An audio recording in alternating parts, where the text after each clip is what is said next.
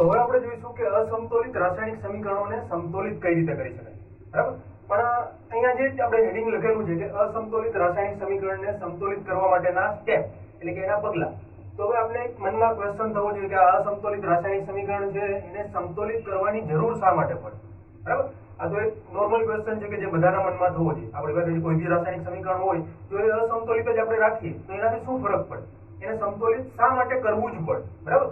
તો આના માટે તમે ધોરણ 9 માં દળ સંચયનો નિયમ ભણી ગયા છો. દળ સંચયનો નિયમ, બરાબર.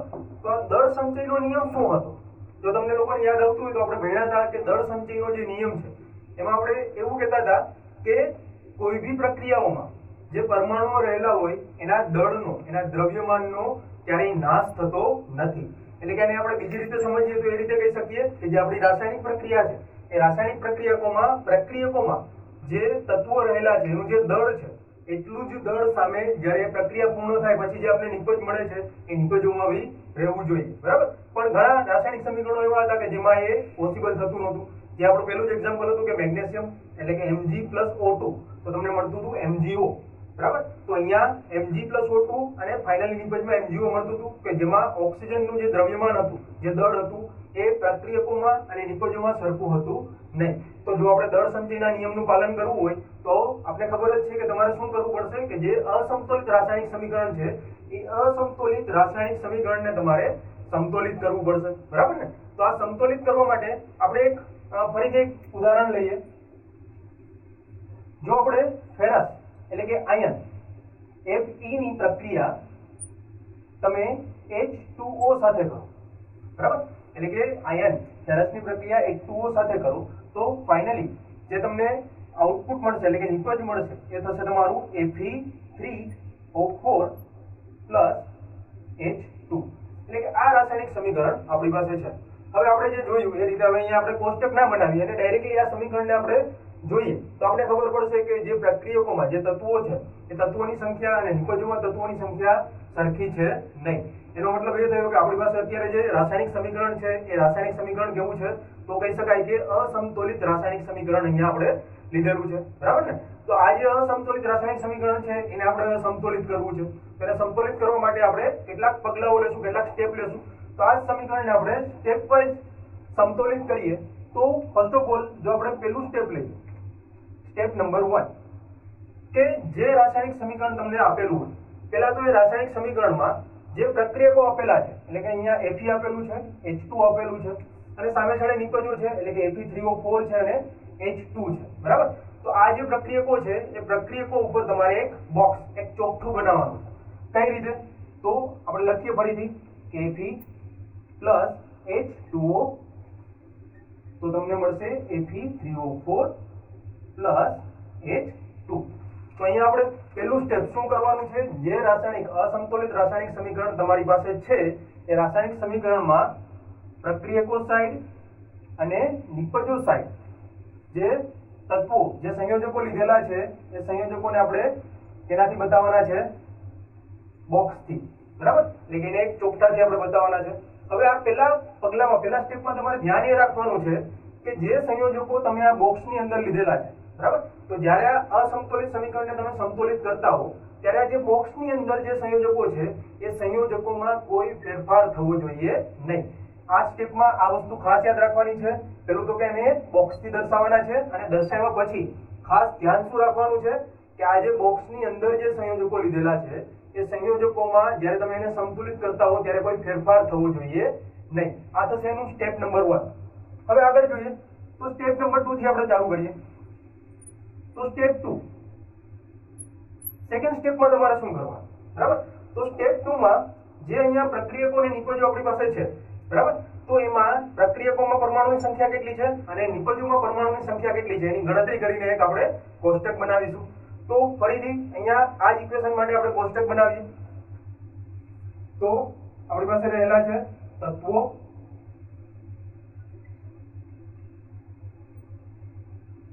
પ્રક્રિયકોમાં પરમાણુની સંખ્યા અને નિપજોમાં પરમાણુની સંખ્યા. તો હવે આપણે જોઈએ તત્વો. પ્રક્રિયકોમાં અને નિપજોમાં આપણે તત્વો જોઈએ તો અહીંયા Fe એટલે કે પહેલું તત્વ છે Fe, બીજું તત્વ હાઇડ્રોજન બંને સાઈડ છે એટલે આપણે લઈ શકીએ H, ત્રીજું તત્વ ઓક્સિજન છે એટલે આપણે લઈ શકીએ O. બરાબર. તો હવે સમીકરણને આપણે વ્યવસ્થિત જોઈએ તો આપણે લાગે કે અહીંયા ત્રણ તત્વો છે. બરાબર, Fe, H અને O. હવે આ તત્વોમાં પ્રક્રિયકોમાં કેટલી સંખ્યા છે અને નિપજોમાં કેટલી સંખ્યા છે એ જોઈએ. તો Fe ની વાત કરીએ તો હવે આપણે પ્રક્રિયકો સાઈડ જોઈએ એટલે કે અહીંયા જે લેફ્ટ હેન્ડ સાઈડ છે કે જેને આપણે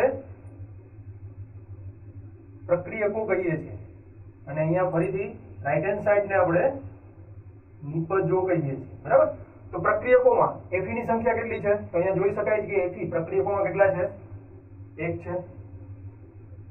નિપજમાં Fe કેટલા છે તો Fe3. ધેટ મીન્સ કે એનો મતલબ એ થશે કે અહીંયા Fe ની સંખ્યા 3 છે તો નિપજોમાં Fe ની સંખ્યા થશે 3. હવે એવી હાઇડ્રોજન તો હાઇડ્રોજન પ્રક્રિયકોમાં કેટલા છે? H2. H2 નો મીનિંગ થશે 2 છે તો અહીંયા પ્રક્રિયકોમાં હાઇડ્રોજનની સંખ્યા થશે 2. સામે છેડે નિપજમાં હાઇડ્રોજનની સંખ્યા કેટલી છે તો આપણે કહી શકીએ કે 2 છે H2. હવે ઓક્સિજનની સંખ્યા જોઈએ તો પ્રક્રિયકોમાં ઓક્સિજન કેટલા છે તો પ્રક્રિયકોમાં ઓક્સિજન છે 1 અને નિપજમાં ઓક્સિજન કેટલા છે તો આપણે કહી શકીએ કે O4. એનો મતલબ થશે કે નિપજમાં ઓક્સિજનની સંખ્યા 4 છે. બરાબર. તો આ પ્રમાણે આપણે બીજા સ્ટેપમાં એક કોષ્ટક બનાવવાનું છે કે જે રાસાયણિક સમીકરણ તમને આપેલું છે એ રાસાયણિક સમીકરણમાં જે તત્વો છે એની સંખ્યા પ્રક્રિયકોમાં કેટલી છે અને સામે છેડે નિપજોમાં કેટલી છે એનું એક તમારે કોષ્ટક બનાવવાનું છે. તો આપણે ખબર છે કે આ અસમતોલિત જ છે. બરાબર ને, કારણ કે ફેરસ પ્રક્રિયકોમાં 1 છે નિપજમાં 3 છે, હાઇડ્રોજન બંનેમાં 2 છે, ઓક્સિજન પ્રક્રિયકોમાં 1 છે અને નિપજમાં 4 છે. એનો મતલબ એ થશે કે તમારું આ જે સમીકરણ છે એ અસમતોલિત જ છે. હવે આને સમતોલિત કરવા માટે શું કરવું છે તો એના માટે આપણે સ્ટેપ નંબર 3 જોઈશું.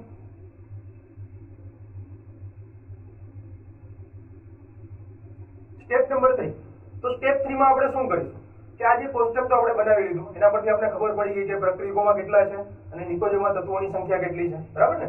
તો હવે આપણે સ્ટેપ 3 માં શું કરીશું તો સ્ટેપ નંબર 3 માં જે આપણી પાસે સમીકરણ છે એ સમીકરણને આપણે સરળતા ખાતર એને નંબર આપી દઈએ. ધારો કે આ જે આપણું છે એ સમીકરણ નંબર 1 છે. બરાબર. તો આપણી પાસે જે અત્યારે સમીકરણ નંબર 1 છે એ સમીકરણ નંબર 1 માં પહેલા તો આપણે એ વસ્તુ લેવાની છે કે જે સંયોજકો તમને આપેલા હોય પછી એ પ્રક્રિયકો બાજુ હોય કે નિપજો બાજુ હોય. બરાબર. સંયોજકો એટલે કે અહીંયા Fe છે, H2O છે, નિપજમાં Fe3O4 છે, અહીંયા H2 છે. બરાબર. તો આ જે Fe3O4, H2, H2O જે આપેલા છે એ સંયોજકોમાં કયું સંયોજક એવું છે કે જેમાં તત્વોની સંખ્યા સૌથી વધારે છે પછી એ પ્રક્રિયકોમાં હોય કે નિપજોમાં હોય એ અત્યારે આપણે જોવાનું નથી. તો અહીંયા જુઓ કે Fe તો એક જ છે, H2O તો 2 હાઇડ્રોજન છે અને 1 ઓક્સિજન છે, અહીંયા H2 એટલે 2 જ હાઇડ્રોજન છે અને અહીંયા Fe3O4 છે. તો જુઓ અહીંયા Fe3O4 જે છે એ સંયોજકમાં Fe ની સંખ્યા 3 છે અને ઓક્સિજનની સંખ્યા કેટલી છે 4 છે. ફરીથી એક વખત સૌથી વધારે તત્વો ધરાવતું સંયોજક તમારે પહેલા લેવાનું છે પછી એ પ્રક્રિયકોમાં હોય કે નિપજોમાં હોય. તો અહીંયા આપણે સ્ટેપ 3 માટે Fe3O4 ને આપણે લઈશું એટલે કે Fe3O4 માટે સમીકરણ 1 માંથી જે Fe3O4 છે એને આપણે લઈને એમાં બી Fe3O4 માં સૌથી વધારે કયું તત્વ છે તો આપણે જોઈ શકીએ કે Fe3 અને O4 એટલે કે ઓક્સિજન કેટલા છે 4 છે. તો Fe3O4 માં આપણે ઓક્સિજન જે છે એ ઓક્સિજનને પહેલા તો સંતુલિત કરવાની ટ્રાય કરીશું. બરાબર. એટલે કે નિપજોમાં જેટલા ઓક્સિજન છે એટલા જ ઓક્સિજન સામે છેડે ક્યાં હોવા જોઈએ પ્રક્રિયકોમાં હોવા જોઈએ. તો એના માટે આપણે જોઈએ કે સ્ટેપ 3 માં આપણે શું કરવાનું છે કે સૌથી વધુ તત્વો ધરાવતા સંયોજકોને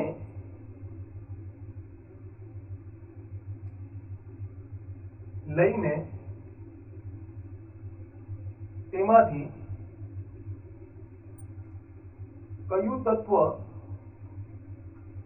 સૌથી વધુ છે તેને આપણે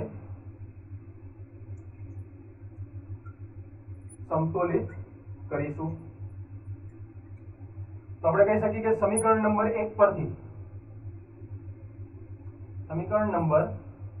1 પરથી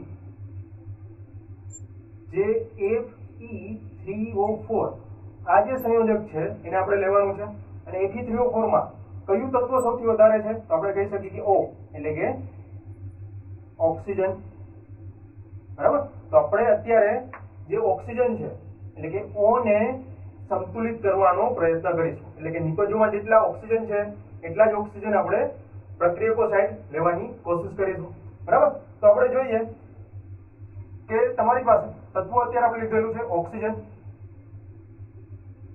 તો ઓક્સિજનની જે આપણે વાત કરીએ તો ઓક્સિજન શરૂઆતમાં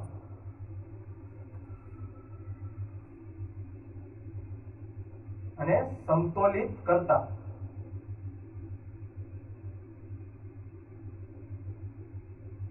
આ રીતે આપણે એક ટેબલ બનાવીશું. અહીંયા બી ફરીથી આપણે જોઈએ કે કઈ રીતે. તો ઓક્સિજન તો પહેલા તો પ્રક્રિયકોમાં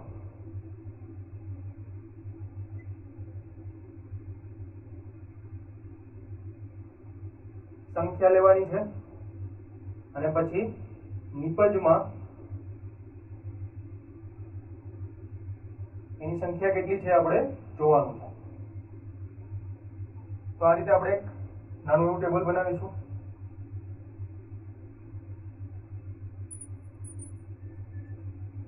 હવે જોઈએ બે પોઈન્ટ આ રીતે લેવાના છે, એક શરૂઆતમાં અને સમતોલિત કરતા, બરાબર. તો શરૂઆતમાં પ્રક્રિયકોમાં ઓક્સિજન કેટલા છે? આપણે કીધું કે 1. તો અહીંયા ઓક્સિજનની સંખ્યા છે 1. એ એક ઓક્સિજન કેમાં છે? તો આપણે ખબર છે કે H2O માંથી એક ઓક્સિજન લીધેલો છે. હવે નિપજમાં ઓક્સિજનની સંખ્યા કેટલી છે? તો આપણે કીધું કે 4. તો નિપજમાં ઓક્સિજનની સંખ્યા થશે 4 અને એક કેમાંથી લીધેલું છે? તો આપણે કહી શકીએ કે Fe3O4 માંથી, બરાબર. હવે એને સંતુલિત કરવું છે. તો અહીંયા નિપજમાં 4 ઓક્સિજન છે, જે આપણે ઇક્વેશનમાં બી ઇક્વેશન નંબર 1 માં બી જોઈ શકીએ છીએ, સમીકરણ 1 માં બી જોઈએ કે નિપજમાં 4 ઓક્સિજન છે અને પ્રક્રિયકોમાં એક જ ઓક્સિજન છે. તો હવે આ એક ઓક્સિજન છે અને આપણે 4 કરવો હોય તો શું કરવું પડે? તો સામાન્ય ગણિત છે કે એને 4 વડે આપણે ગુણવા પડે, બરાબર ને. તો અહીંયા જે 1 છે 1 ને આપણે કેનાથી ગુણશું? 4 વડે. એટલે કે અહીંયા જે H2O માં એક જ ઓક્સિજન છે તો આપણે શું કરવું પડશે કે H2O છે એ આખા H2O ને આપણે 4 થી ગુણવા પડશે. અને અહીંયા 4 જ ઓક્સિજન છે તો એમાં આપણે કંઈ કરવાનું નથી, એટલે કે એ 4 ના 4 જ રહેશે, બરાબર. તો હવે અહીંયા જે આપણે કોષ્ટકમાં બનાવ્યું કે સંતુલિત કરશું તો આપણે શું કરવું પડે કે જે H2O માં એક ઓક્સિજન છે એને આપણે 4 થી ગુણી નાખીએ તો નિપજમાં જેટલા ઓક્સિજન છે એટલા ઓક્સિજન આપણે મળી શકે, બરાબર. કારણ કે 4 ઓક્સિજન આપણે જોઈએ છે તો સિમ્પલ મેથેમેટિક્સ આપણે જોઈએ તો 1 ને 4 વડે ગુણીએ તો 4 વડે ગુણતા આપણે 4 ઓક્સિજન મળશે. તો અહીંયા ઓક્સિજનની સંખ્યા સરખી કરવા માટે આપણે પ્રક્રિયકોમાં જે H2O છે એને 4 વડે ગુણેલા હતા, એટલે કે નિપજોમાં જે 4 ઓક્સિજન હતા એના જેટલા ઓક્સિજન તમને પ્રક્રિયકોમાં મળી શકે, બરાબર. પણ હવે અહીંયા એક વસ્તુ ખાસ યાદ રાખવાની છે કે જે સંયોજકમાં આપણે તો શું કરવાનું છે સંતુલિત કરવા માટે કે પરમાણુઓની સંખ્યા છે સરખી કરવાની છે. એટલે કે આપણે પેલા ઓક્સિજનની વાત કરતા હતા તો નિપજોમાં 4 ઓક્સિજન હતા Fe3O4 માં, બરાબર. તો સામે છેડે પ્રક્રિયકોમાં H2O માં ખાલી એક જ ઓક્સિજન હતું. તો એના માટે આપણે શું કર્યું કે એક ઓક્સિજન એટલે કે જે H2O છે એને 4 વડે આપણે ગુણી નાખ્યા. હવે અહીંયા જે સંયોજક જે H2O છે એમાં ઓક્સિજનની સંખ્યા સરખી કરવા માટે આપણે એને 4 વડે ગુણીએ છીએ. તો એ જે વસ્તુ જે આપણે 4 વડે એને ગુણ્યા છે એને લખવા માટે તમારે એક ખાસ વસ્તુ ધ્યાન રાખવાની છે કે આપણે અહીંયા પરમાણુઓની સંખ્યા જ સરખી કરવાની છે. એ સંખ્યા સરખી કરવામાં એ જે સંયોજકો લીધેલા છે એ સંયોજકોમાં કોઈ ફેરફાર થવો જોઈએ નહીં. એટલે કે આપણે અહીંયા H2O લીધેલું છે અને ઓક્સિજનની સંખ્યા 4 કરવા માટે આપણે એને 4 થી ગુણીએ છીએ, બરાબર. એટલે હંમેશા સંતુલિત કર્યા પછી ઓક્સિજનને સંતુલિત કર્યા પછી તમારે H2O ને 4 થી ગુણવું હોય તો તમારે આ રીતે જ લખવાનું થશે. તમે આ જે H2O છે એને આ રીતે લખી શકશો નહીં, એટલે કે તમે H2O4 આવું આપણે લખી શકીએ નહીં. અથવા તો આપણે કહી શકીએ કે H2O અને 4, બરાબર. તો આ રીતે બી H2O અને અહીંયા નીચે લખીએ તો અહીંયા 4 આ રીતે બી તમે લખી શકો નહીં. જે પ્રોપર આપણે કહીએ કે જે સ્ટાન્ડર્ડ મેથડ છે એને આગળ જેને 4 થી ગુણવાના છે એટલે કે H2O ને 4 થી ગુણવાના છે તો 4 કૌંસમાં H2O એ રીતે તમે લખી શકો છો, બરાબર. તો જે સમીકરણ એક આપણે જોયું હતું કે Fe + H2O તો Fe3O4 અને H2 તમને મળતો હતો. તો એ જે સમીકરણ હતું એને આપણે અથવા તો આપણે એવું કહીએ કે સમીકરણ 1 માં H2O ને 4 થી ગુણતા તો હવે સમીકરણ કેવું મળશે? Fe + પ્લસ 4 એટલે કે 4H2O સામે છેડે નિપજમાં તમને મળશે Fe3O4 પ્લસ H2. તો આ જે સમીકરણ છે એ સમીકરણ નંબર આપણે આપી દઈએ 2. બરાબર. તો સમીકરણ 1 પરથી આપણે સમીકરણ 2 લીધું. સમીકરણ 2 માં આપણે શું કર્યું કે અત્યારે આપણે ઓક્સિજનની જે સંખ્યા છે પ્રક્રિયકોમાં અને નિપજોમાં એ ઓક્સિજનની સંખ્યાને આપણે સરખી કરી છે. હવે જુઓ તમે અહીંયા જોઈ શકો છો કે આ 4 ને આપણે અહીંયા ગુણીએ તો ઓક્સિજન અહીંયા કેટલા થશે 4 થશે. તો સામે છેડે નિપજમાં બી ઓક્સિજન કેટલા છે 4 છે. હવે અત્યારે આપણે ખાલી એક જ તત્વ એક જ પરમાણુને સરખું કર્યું છે. આપણે સમીકરણમાં રહેલા બધા જ તત્વોને સરખા કરવાના છે પ્રક્રિયકોમાં અને નિપજોમાં. તો હવે આપણે એના પછીનું તત્વ લઈએ તો સ્ટેપ નંબર 4 માં આપણે જોઈએ. અને હા બીજી વસ્તુ કે આ જે સમીકરણ 2 છે આ જે સમીકરણ છે એ સંપૂર્ણ રીતે સમતોલિત સમીકરણ નથી. બરાબર. તો આ જે સમીકરણ છે એવા સમીકરણને આપણે આંશિક સમતોલિત સમીકરણ કહી શકીએ. ફરીથી આજે અત્યારે સમીકરણ નંબર 2 આપણે લીધેલું છે સમીકરણ 2 એ સંપૂર્ણ સમતોલિત નથી. આપણે અત્યાર સુધી શું કર્યું કે ખાલી ઓક્સિજનના પરમાણુ જે તત્વોની સંખ્યા હતી એ નિપજોમાં અને પ્રક્રિયકોમાં સરખી કરી છે. બરાબર ને. એટલે કે આ જે સમીકરણ નંબર જે 2 આપને મળેલું છે એ આંશિક સમતોલિત રાસાયણિક સમીકરણ છે. એ પૂર્ણ રીતે સમતોલિત રાસાયણિક સમીકરણ નથી. તો હવે ફરીથી આને પૂર્ણ સમતોલિત સમીકરણ કરવું હોય તો કઈ રીતે કરી શકાય? તો એના માટે આપણે સ્ટેપ નંબર 4 જોઈએ.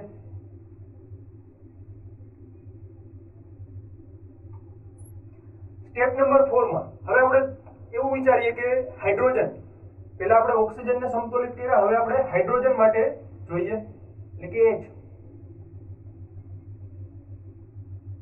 હાઇડ્રોજનને સમતોલિત કરવા માટે તો ફરીથી આપણે એક કોષ્ટક બનાવીએ. તો આપણે અત્યારે કોને સમતોલિત કરવાનો છે તો કહી શકાય કે હાઇડ્રોજન. બરાબર. એમાં બી આપણે લેવાનું છે શરૂઆતમાં હાઇડ્રોજનની સંખ્યા કેટલી છે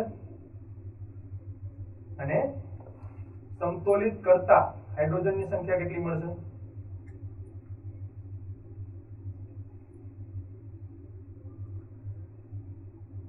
ફરીથી પ્રક્રિયકો બાજુ એટલે કે પ્રક્રિયકોમાં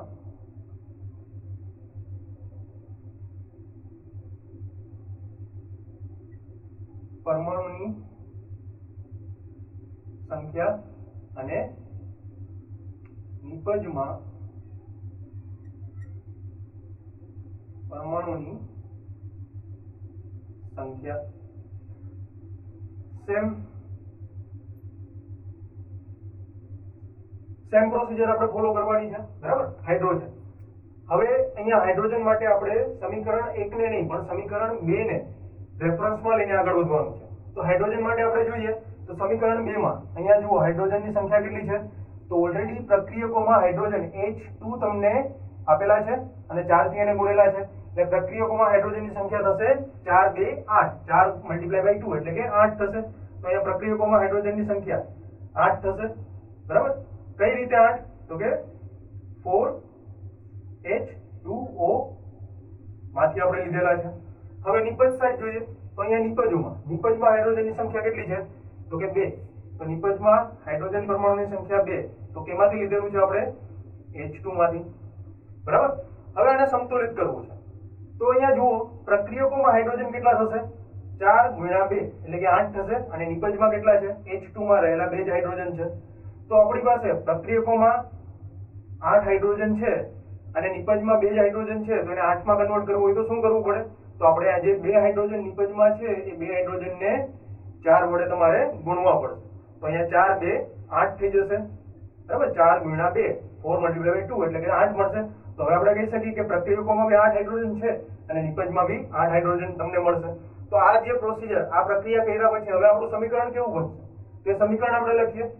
તો સમીકરણ 2 પરથી જ આપણે લખીએ કે Fe પ્લસ 4H2O તો નિપજોમાં આપણે મળતું હતું Fe3O4 અને અહીંયા H2 એટલે કે 2 હાઇડ્રોજન છે તો આપણે શું કર્યું, સંતુલિત કરવા માટે હાઇડ્રોજનને H2 ને 4 થી ગુણ્યા છે, તો +4H2 આને આપણે આપી દઈએ ઇક્વેશન નંબર 3, બરાબર. તો હવે જો તમે ઓબ્ઝર્વ કરો તો આ 4 છે એ 4 H2 માં ગુણીએ તો 8 હાઇડ્રોજન ને 4 ઓક્સિજન થશે. તો સામે છેડે નિપજમાં 4 ઓક્સિજન છે અને 4 2 ને 8, 4 × 2 એટલે કે 8 હાઇડ્રોજન તમને મળશે. એટલે કે અત્યાર સુધી સ્ટેપ 4 સુધી આપણે કર્યું કે ઓક્સિજનને સંતુલિત કર્યા નિપજોમાં અને પ્રક્રિયકોમાં અને હાઇડ્રોજનને સંતુલિત કર્યા, બરાબર. હવે જો આ ઇક્વેશન નંબર 3 ને આપણે જોઈએ તો આમાંથી હજી એક તત્વ છે જે સંતુલિત નથી, કારણ કે આપણી પાસે શરૂઆતમાં આપણે જે સ્ટેપ નંબર 2 માં જે ટેબલ જે કોષ્ટક બનાવેલું હતું એમાં આપણે 3 તત્વો લીધેલા હતા, એટલે કે Fe હાઇડ્રોજન એટલે કે H, ઓક્સિજન એટલે કે O. તેમાંથી આપણે ઓક્સિજન O ને સંતુલિત કર્યું છે અને હાઇડ્રોજન H ને સંતુલિત કર્યું છે. હજુ એક તત્વ છે Fe એટલે કે Fe ને બી તમારે સંતુલિત કરવું પડશે, બરાબર. તો જે સ્ટેપ નંબર 5 છે, સ્ટેપ નંબર 5 માં આપણે ઇક્વેશન નંબર 3 પરથી Fe ને આપણે સંતુલિત કરશું.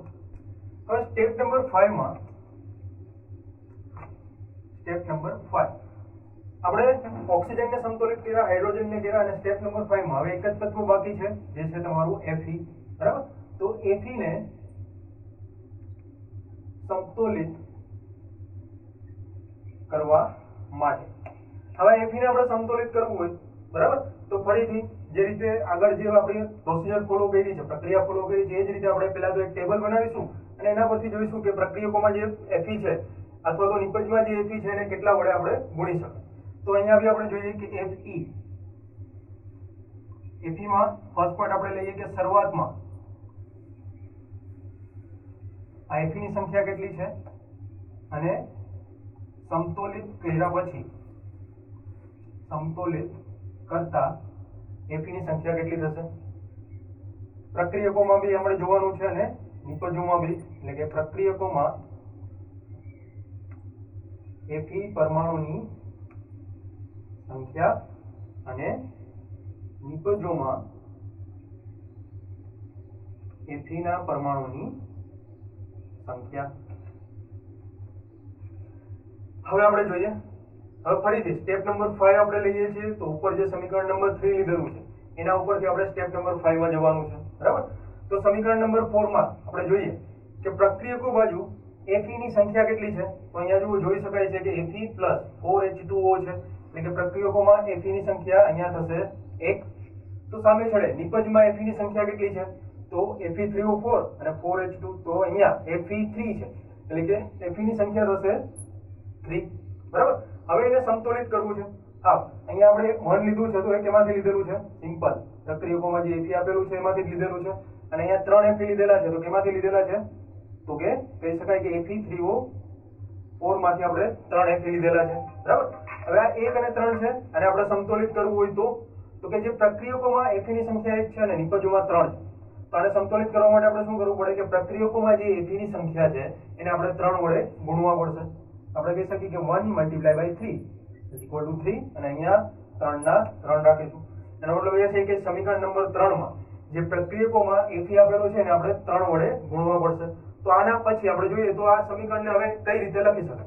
તો સમીકરણ નંબર 3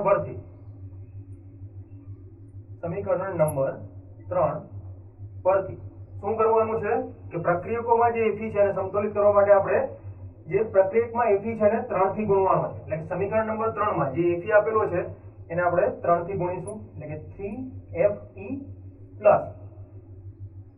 4H2O.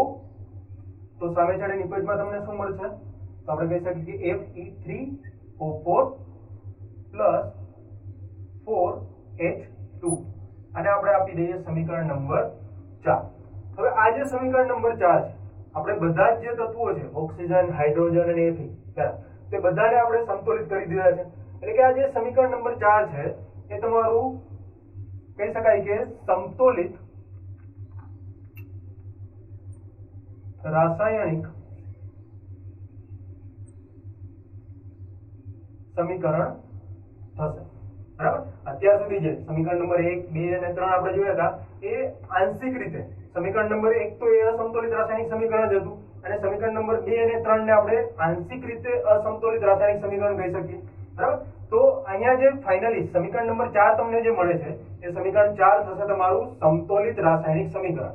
આ જે સમીકરણ 4 છે એ સમતોલિત છે કે નહીં તે આપણે કઈ રીતે નક્કી કરી શકીએ, બરાબર? તો એ નક્કી કરવા માટે સેમ વસ્તુ, સેમ પ્રોસિજર કે પ્રક્રિયકોમાં તત્વોની સંખ્યા કેટલી છે અને નિપજમાં તત્વોની સંખ્યા કેટલી છે આપણે ગણવાની થશે. તો અહીંયા આપણે જોઈ લઈએ કે Fe ની સંખ્યા અહીંયા કેટલી છે? 3 છે. તો જુઓ નિપજમાં બી Fe3 એટલે કે Fe ની સંખ્યા 3 જ છે. હાઇડ્રોજન પ્રક્રિયકોમાં 4 ગુણ્યા 2 એટલે કે હાઇડ્રોજન કેટલા છે? 8 છે. તો અહીંયા બી નિપજમાં 4 ગુણ્યા 2 હાઇડ્રોજન કેટલા થશે? 8 થશે. સામે છેડે પ્રક્રિયકોમાં O H2O માં જે O છે એને 4 થી ગુણીએ એટલે 4, ઓક્સિજનની સંખ્યા 4 થશે. તો નિપજમાં બી ઓક્સિજન કેટલા છે? 4 થશે, બરાબર? તો આના પરથી આપણે જોઈ શકાય કે પ્રક્રિયકોમાં જે તત્વોની સંખ્યા હતી એટલા જ તત્વોની સંખ્યા સામે છેડે તમને નિપજોમાં મળે છે. એટલે કે જે આપણું સમીકરણ નંબર 4 છે એ સમીકરણ નંબર 4 એ તમારું સમતોલિત રાસાયણિક સમીકરણ થશે. હવે આ જે સમીકરણ નંબર જે 4 આપણે લીધેલું છે જે સમતોલિત રાસાયણિક સમીકરણ છે, હવે આ જે સમીકરણ છે એ સમીકરણને જોતા તમને અહીંયા જે તત્વો યુઝ કરેલા છે, જે તત્વો આપણે વાપરેલા છે એ તત્વોની ભૌતિક અવસ્થા કેવી છે એ તમે જણાવી શકો છો? જો આપણે જોઈએ તો અહીંયા આપણે Fe લીધેલું છે, H2O લીધેલું છે, તો નિપજમાં તમને Fe3O4 અને H2 મળે છે.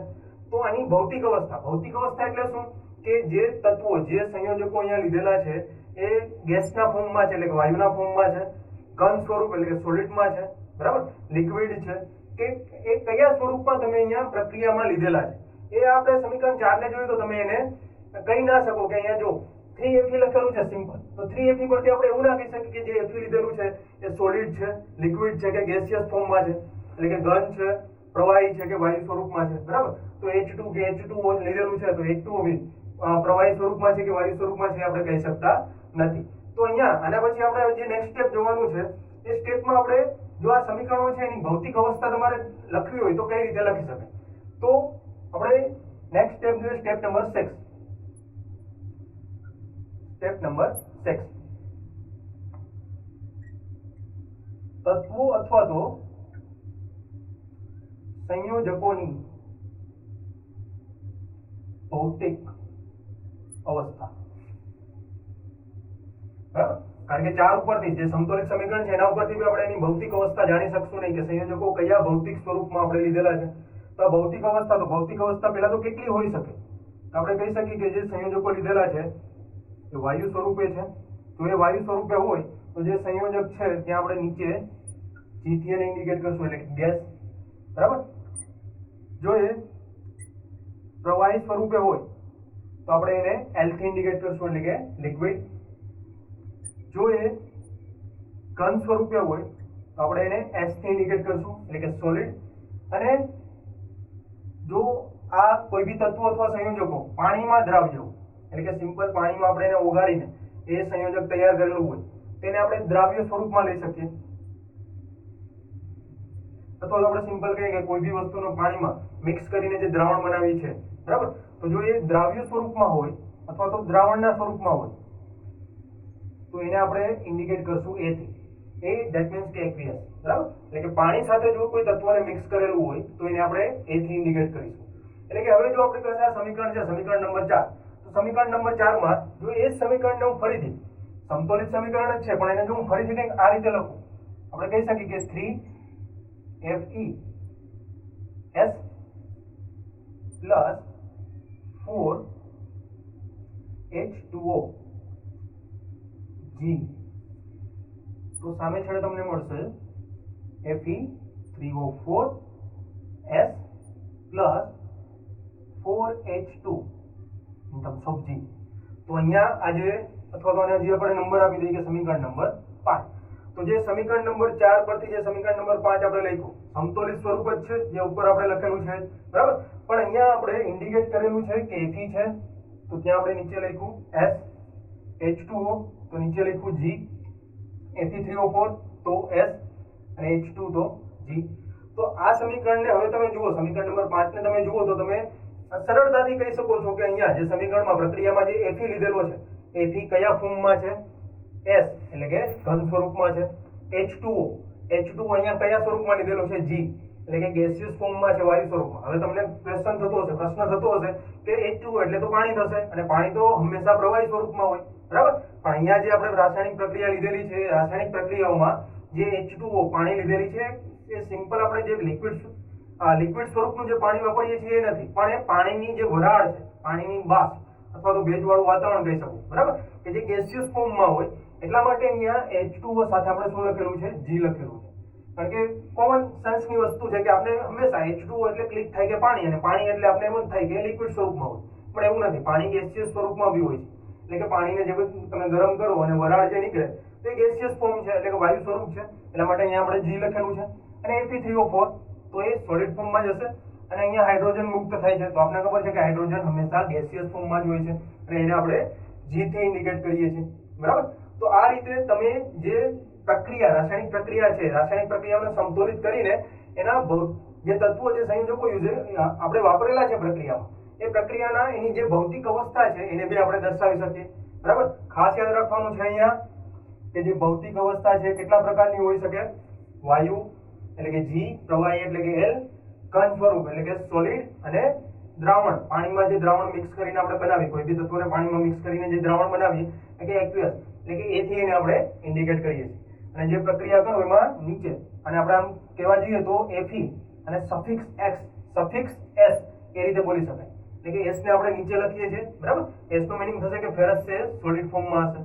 સેમ વસ્તુ બાકીના બધા માટે તમે કહી શકો છો. એટલે કે આ ઇક્વેશનને આપણે જોઈને આપણે કહી શકીએ કે તમારી જે પ્રક્રિયકો લીધેલા છે એ કયા અવસ્થામાં, કઈ ભૌતિક અવસ્થામાં તમે એમની વચ્ચે પ્રક્રિયા કરાવો છો.